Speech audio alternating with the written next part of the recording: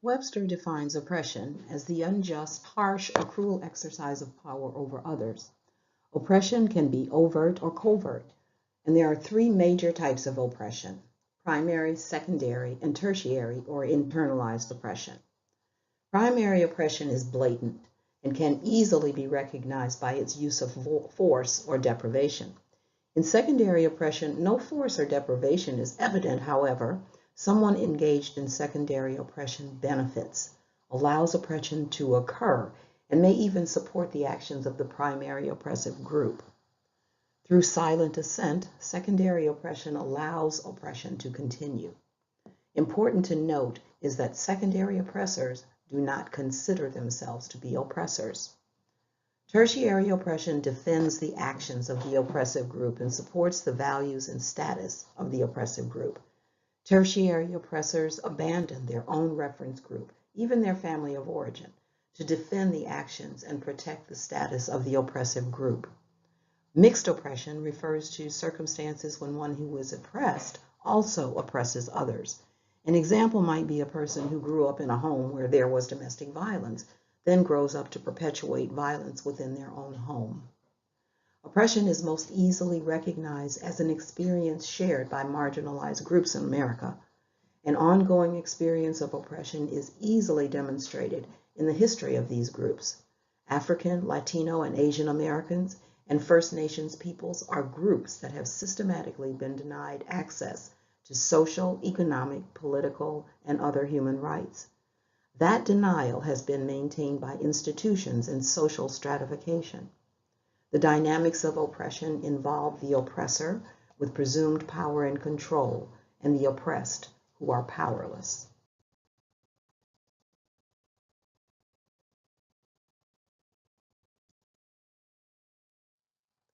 It's been observed that the intersectionality of systems of oppression results in what should really be considered structural in nature. Rather than being the result of individuals, structural oppression is the result of unquestioned norms, habits, and symbols in assumptions at the foundation of rules and collective consequences for adhering to those rules. The outcome of oppression places some groups at a lower rank in society in order to allow open access to goods and services for those who occupy higher ranks in a hierarchical system. And there is an interplay between the systems that determines who benefits at whose expense. One theory proposes there are 5 phases of historical oppression: exploitation, marginalization, powerlessness, cultural imperialism, and violence. This graphic illustrates the points of intersection of privilege and oppression and demonstrates at what point power over comes into play.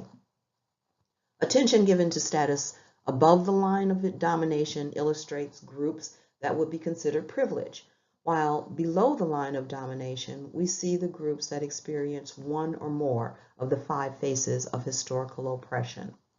Let's look a little bit more in depth at those 5 phases. Exploitation refers to instances when the work product of one social group is attributed to another group that then benefits by receiving or maintaining power, status, and wealth. An example here is gender exploitation, where women are routinely paid less for every dollar earned by a man performing the same duties. To resolve this type of inequity requires change at an institutional level. Marginalization, considered the most dangerous form of oppression, refers to the way in which labor has been structured to ensure certain groups will not enjoy equal access to jobs by identifying workers who cannot or will not be employed. Powerlessness involves those who, according to Young, are inhibited in the development of their capabilities, lack decision-making in their work life, and are exposed to disrespectful treatment due to their lack of status. Cultural imperialism establishes the dominant group's culture and experiences as the norm and excludes the experiences of members of marginalized groups: women, Jews, First Nations peoples, African Americans, Latinos, gays, and lesbians are among them. The result of this experience is a sense of worthlessness and defeat. It's been observed that violence occurs as a reaction to fear and hatred of a target group. Any situation in which A objectively exploits B or hinders pursuit of self-affirmation as a responsible person is one of oppression. As an expression of discrimination and oppression, violence, especially violence against women, continues even after more than 3 decades of attention that resulted in the Battered Women's Movement and the Violence Against Women Act. Still, increased dating violence continues to ignore the plight of women with multiple identities from diverse ethno-racial backgrounds. Here again, when we look at history of oppression in America, it is clear to see how slavery, the vilification of immigrants, and the unequal treatment of women, gays, those who are differently abled, and other groups who are not members of the dominant culture fit this definition. Social stratification is the concept that considers how people are ranked and ordered in society. Primarily understood to be a function of socioeconomic status in Western societies, a hierarchy results that benefits those at the top of the hierarchy, most often at the expense of those of lower rank in the hierarchy.